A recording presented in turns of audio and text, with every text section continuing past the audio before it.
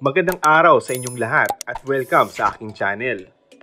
Masayang ibinahagi ng aktres na si Julia Montes na pumalo na sa mahigit 30 milyon ang nahakot ng pelikula na 5 Breakups in a Romance.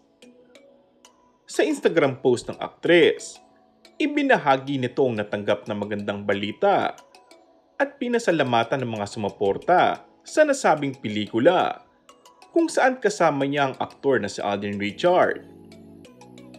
30 milyon, buhay na buhay ang sinihan. Taos-pusong pasasalamat sa lahat ng nanood. Umabot na ng 30 milyong gross sales ang 5 Breakups in a Romance. Maraming salamat sa lahat ng tumangkilik. Para naman sa hindi pa nakakanood, huwag matakot ma-inlove at masaktan. Mapapanood pa rin ito sa lahat ng mall sa bansa na may sinihan. Dagdag pa nito. Binaha naman ng pagbati ang post ni Julia.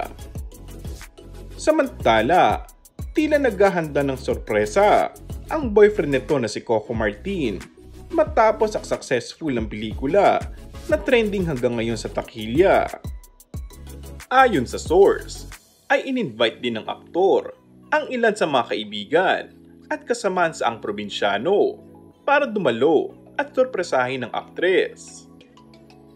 Maaalala nag-sponsor din ng isang black screening si Coco at tila kinilig pa si Julia na magpasalamat ito kay Tanggol ng FPJ's Batang Quiapo na siyang nag-sponsor daw ng black screening na yun.